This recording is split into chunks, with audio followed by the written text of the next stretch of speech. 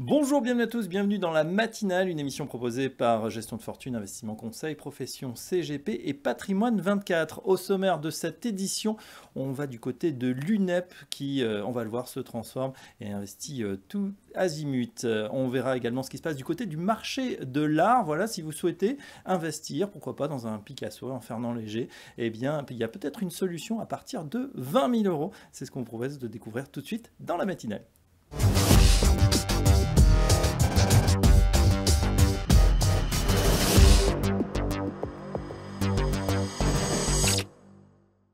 Et tout de suite dans la matinale, on s'intéresse à ce qui se passe du côté de l'UNEP, l'Union nationale de l'épargne et de la prévoyance. On est en compagnie de son directeur commercial, Guillaume Le Bellégou. Bonjour. Bonjour Fabrice.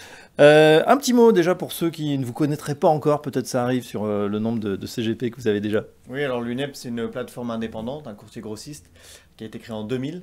On est dédié au conseil en gestion de patrimoine et au courtier. Notre expertise, plutôt l'assurance vie, les contrats de capi et la retraite, Oui. tout autour de l'immobilier, la SCPI en particulier, même si aujourd'hui on essaye de faire d'autres choses. Et puis j'ai la chance d'être avec 9 commerciaux qui couvrent tout le terrain en France. Et voilà, et ça fait pas mal d'aller-retour dans toute la France, Exact. en partant de Nantes en plus. Alors l'UNEP a lancé récemment PER by UNEP, un contrat 100% digital. Quelles sont les spécificités, Guillaume, de ce produit? Alors déjà, c'est le nôtre, et c'est pas peu de le dire, puisque c'est la première fois que nous créons notre propre contrat retraite. Oui. Ça, c'est grâce aussi au fait que nous avons acheté l'année dernière un courtier grossiste qui s'appelait Capvita, qui avait été créé conjointement avec notre maison mère, Alptis. Et donc, le fait d'avoir Capvita qui s'appelle maintenant UNEP Retraite, ça nous donne du poids, puisque c'est un produit qui est dédié aux conseillers en gestion de patrimoine et aux courtiers, ce qui fait un peu plus de flux qu'à la normale. Et aujourd'hui, on a créé ce contrat avec UMR, donc qui est un assureur nantais pour le coup, et Erasmus Gestion pour la partie gestion financière. C'est un contrat qui allie le meilleur des deux mondes, pardon, entre l'assurance vie et la retraite. L'assurance vie sur tout ce qui est gestion financière, frais de gestion, etc. Oui. Et puis sur la partie retraite, tout ce qui est sortie, notamment une sortie à la carte, comme on retrouve peu sur le marché. D'accord, et c'était demandé justement par les CGP. C'est bien d'avoir un produit maison comme ça? Oui, exactement. On a tendance à aimer ou ne pas aimer la retraite parce que la retraite, ça peut être très rigide en termes de contrat, notamment sur la partie sortie et sur la partie gestion financière aussi, hein, exactement. Et donc, nous avons créé ce contrat qui permet de moduler, que ce soit à l'entrée, pendant le contrat et à la sortie. Et ça, c'est une vraie demande des CGP et des courtiers puisqu'on s'adresse vraiment à ces deux typologies de clientèle. D'accord, donc ça c'est pour le PER by UNEP. On regarde ce qui se passe du côté de l'immobilier. Vous avez dit un des points forts de l'UNEP avec Focus SCPI qui va se transformer. Là aussi, quelles sont les innovations qu'on va y trouver dans ce nouveau produit? Oui, alors Focus est un projet qui est à l'UNEP depuis 4 ans maintenant. On va lui faire passer un cap cette année, notamment avec une plateforme de souscription digitale. Alors, on en retrouve quelques-unes sur le marché, mais celle-là sera bien sûr la nôtre. Elle est faite pareil avec nos conseillers en gestion de patrimoine, nos SCPI. Alors, le marché de la SCPI a été un petit peu secoué sur ces derniers mois. On a été peu impacté par cette crise, tout simplement parce que notre sélection est faite de manière indépendante, ce qui fait que nous avons sélectionné juste une quinzaine de SCPI. Ce qui nous couvre un petit peu puisque ce sont nos propres critères de sélection. On va y ajouter une offre de financement de SCPI à crédit, Oui. du démembrement, et puis on va jouer sur notre indépendance et être le plus cash possible dans le choix, et on fera nos allocations selon nos propres convictions quand on nous demandera des conseils en allocation SCPI. Alors Guillaume, on a parlé PER, on a parlé Focus SCPI, on s'intéresse également au fonds euro. C'est vrai que c'est un peu la revanche du fonds euro ces derniers temps, et ça tombe bien puisque vous avez un très bon fonds, on peut le dire comme ça, un très bon fonds euro. En tout cas, en 2024, on était à 2,90 de rendement. Oui, c'est vrai. Alors ça, c'est chez Oradea pour le coup. Et on a la chance sur nos 3 assureurs d'avoir un très bon fonds en euros systématiquement. Nous avons Oradea qui a donné 2,90 hors bonus.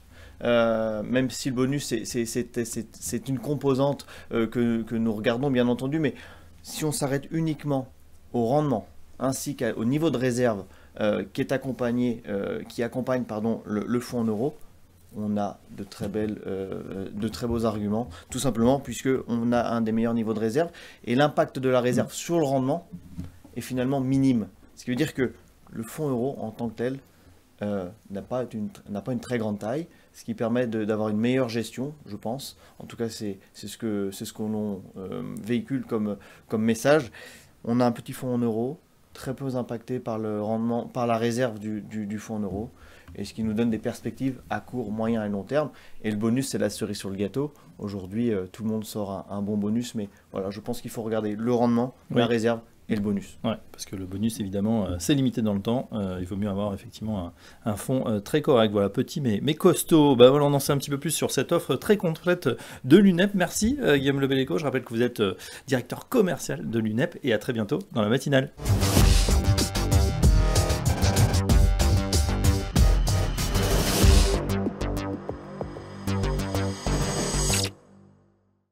Dans la matinale, tout de suite, on s'intéresse au marché de l'art. Comment en profiter quand on est investisseur sans avoir forcément des millions d'euros sur son compte? Eh bien, on a peut-être la solution avec Mathys qu'on va découvrir. On est en compagnie de son cofondateur et directeur des investissements, Arnaud Dubois. Bonjour. Bonjour Fabrice Coustet, merci de votre invitation. Donc, on voit que Mathys, on peut dire, bouscule le marché de l'art. Est-ce que vous pouvez nous présenter justement votre société? Alors, Mathys, c'est une société qui a été agréée par l'AMF novembre 2023. Elle a pour ambition de proposer des investissements dans le marché de l'art à des clients particuliers, de se rendre indispensable aussi auprès des professionnels de l'investissement en France et à l'étranger. L'idée qui est la nôtre, elle est partie d'un constat qui est assez simple, c'est que effectivement, comme vous l'avez dit tout à l'heure, le marché de l'art est très interdit pour la plupart d'entre nous. Elle nécessite du réseau, de l'expertise, des moyens financiers qui sont considérables. L'idée qui était la nôtre, elle était d'institutionnaliser cet investissement, en le démocratisant, en le rendant accessible à partir de 20 000 euros, tout en ne perdant pas la qualité d'investissement, un investissement sécurisé, le plus liquide possible et le plus rémunérateur possible, en s'intéressant à des artistes qui sont ceux qui ont façonné l'histoire de la forme dans le XXe siècle, des artistes comme Picasso, Warhol ou Yayoi Kusama, compris entre 500 000 et 5 millions d'euros. Alors, vous avez dit 20 000 euros pour des investissements entre 500 000 et plusieurs millions. Comment on fait justement avec ces petites sommes? Vous les agrégez, c'est ça, pour faire l'acquisition de tableaux? On atomise l'actif, effectivement. C'est une première dans le marché de l'art. C'est quelque chose dont mon associé et moi-même sommes extrêmement fiers et l'équipe avec qui nous travaillons, nous sommes extrêmement fiers de ça. Le marché de l'art a toujours été réservé à une élite financière et à une élite intellectuelle. En plus de l'expertise du réseau, je vous l'ai dit tout à l'heure, il fallait des moyens financiers qui étaient conséquents. Comment est-ce qu'on fait ça? On atomise l'actif, on crée ce qu'on appelle des SPV, Special Purpose Vehicles. Ce sont des sociétés dédiées. Chaque société détient une œuvre d'art. Chaque œuvre d'art est détenue par la société. Et vendre des œuvres d'art, c'est pas toujours le plus facile, surtout si on travaille avec des professionnels de l'investissement, des gestionnaires de patrimoine, des sociétés financières. Par contre, émettre des obligations et puis vendre des bulletins de souscription, ça tout le monde sait faire. Les clients ont l'habitude de les acheter et les distributeurs l'habitude de les vendre. Donc c'est ce qu'on fait et c'est accessible à partir de 20 000 euros. Très bien, alors ça c'est bien compris pour l'acquisition. En revanche, qu'en est-il de la liquidité? Si par exemple, voilà, j'ai besoin de cette somme à un moment, l'argent est bloqué, il faut attendre la vente du tableau? Alors il faut attendre la vente du tableau. L'actif est en tout cas c'est bloqué effectivement pendant 5 années. Après 5 années, les investisseurs pourront se retrouver entre eux dans le cas où le tableau n'est pas vendu, où la société n'est pas liquidée effectivement. Par contre, la thèse d'investissement qui est la nôtre, c'est qu'un peu plus de 80% des œuvres d'art sortiront entre 12 et 36 mois. À ce jour, nous avons sorti un peu plus d'une dizaine d'œuvres avec des rendements conséquents, des rendements à 2 chiffres. L'idée, c'est d'avoir, allez, on va dire 70% des œuvres vendues dans les 2 premières années avec un TRI à peu près compris entre 12 et 18%. D'accord, c'est effectivement très attractif. Comment on explique, Arnaud Dubois, justement, cette liquidité? Ça veut dire que ces œuvres, elles sont très recherchées, elles tournent entre guillemets beaucoup? Alors j'aime bien créer des comparaisons ou créer des parallèles plutôt avec un marché de l'immobilier ou un marché d'actifs plus traditionnels comme les placements financiers. Le marché de l'immobilier est un placement qui est tangible mais qui est plutôt local. Le marché de l'art est aussi un placement tangible mais extrêmement international. Les œuvres de Warhol, Kusama, Picasso s'échangent dans le monde entier, à Paris, à Londres, à Tokyo, à Hong Kong, à New York et à Tours. On en achète et on en vend partout. Par contre, effectivement, il y a un déficit de liquidité, contrairement aux actifs financiers où il y a une liquidité immédiate.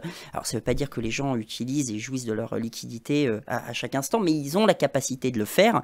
Dans le marché de l'art, c'est quelque chose d'un petit peu intermédiaire parce que le fait qu'on ait affaire à un marché qui soit très international, ça nous permet d'avoir résultat de vente aux enchères et une capacité de vente dans le monde qui est supérieure à un marché qui va être plus local.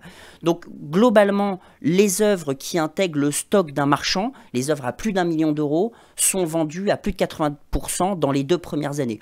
Pour le marché de l'art, c'est la même chose. On a beaucoup plus de chances de vendre des œuvres d'actifs importants, d'actifs chers, plutôt que de vendre rapidement des œuvres d'artistes un petit peu plus émergents ou moins connus. Ok.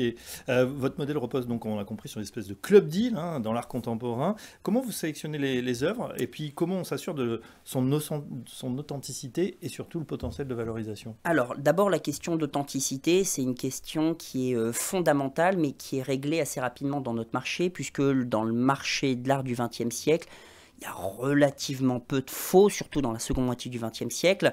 Il y a peu de faux et il n'y a pas de mauvaise attribution. Les tableaux sont connus et sont reconnus. Les artistes soit sont vivants, soit sont organisés sous forme de succession. Il y a des catalogues raisonnés.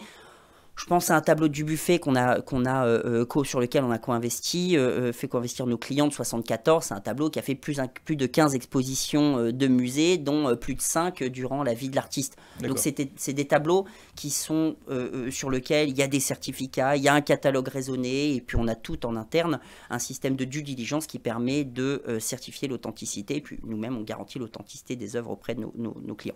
Le reste de la question ?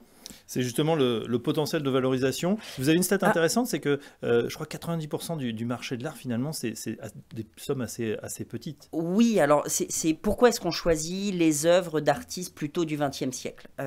Parce que ce marché, d'abord, est beaucoup plus démocratique, on peut le dire, vous avez raison. 78% des œuvres s'échangent à moins de 1 000 $, ce qui fait un marché très contre-intuitif pour plein de gens. C'est un marché qui est très accessible, très abordable. Et 92 ou 93% des œuvres s'échangent à moins de 50 000 $. Le problème, c'est que ces 92% d'œuvres à moins de 50 000 $, en valeur, c'est moins de 15% du marché de l'art mondial. En d'autres termes, il y a assez peu de salut sur un marché pas cher, qui va être peu liquide, à contrario des œuvres entre 500 000 et 5 millions de $. On a affaire au marché le plus profond, au plus liquide, au plus international. Et maintenant, quant à la question de comment est-ce qu'on gagne de l'argent dans ce marché, il y a 2 façons de le faire. Alors soit on boit un thé le matin, on laisse un petit peu de dépôt, on regarde dans le fond et puis on essaie de deviner. Alors évidemment qu'il y a des éléments objectifs de la fixation de la valeur qui laissent supposer qu'un artiste on peut anticiper une cote, etc. Mais globalement, c'est le plus risqué, c'est pas la meilleure façon de faire. Il y en a plutôt une autre qu'on conseille, qu'on préconise et qu'on s'applique, c'est battre le marché à l'acquisition. La meilleure façon de gagner dans ce marché, c'est d'acheter moins cher que le prix du marché. C'est bien acheté finalement. C'est bien acheté. Quand un appartement vaut 10 000 € du mètre carré et que vous l'avez acheté à 6, vous n'avez pas besoin d'attendre 5 ans avant de le revendre. Vous avez une liquidité qui est plutôt favorisé par le fait que vous l'ayez acheté dans d'excellentes conditions. Et d'ailleurs, Arnaud Dubois, dernière question, mais je crois que vous étiez frustré, parce que vous faites ce métier depuis très longtemps, de ne pas pouvoir acheter justement des tableaux qui vous passaient sous le nez, entre guillemets, à des prix très intéressants. Vous vous êtes dit, c'est la solution avec Matisse de pouvoir faire cette acquisition et de les revendre rapidement. Il faut bien comprendre que les clients qui achètent des œuvres d'art les achètent pour 3 raisons. Des raisons artistiques, des raisons sociales et des raisons qui sont financières. On ne faut pas confondre l'investisseur avec le collectionneur, mais il ne faut pas non plus croire qu'un potentiel collectionneur est complètement dénué d'idées d'investissement. L'idée qui était la nôtre, elle était de permettre à une catégorie de clients qui pouvaient collectionner ou pas, et la plupart de nos clients ne sont pas collectionneurs, d'avoir accès à cette classe d'actifs. Toute l'ambition qui était la nôtre et l'objet qui était le nôtre était d'être capable d'atomiser cet actif pour le rendre accessible, pour le rendre beaucoup plus démocratique. Alors 20 000 € peut paraître beaucoup, sauf qu'en réalité, c'est une petite révolution dans ce marché. C'est vrai, et ben voilà, investissement plaisir, et puis on voit que ça peut rapporter gros en plus, donc si ça vous intéresse, eh bien Matisse, un site internet évidemment, avec toutes les... Matisse.club. Matisse.club. Merci Arnaud Dubois, je rappelle que vous êtes le cofondateur et directeur des investissements de cette société Matisse, et à très bientôt dans la matinale.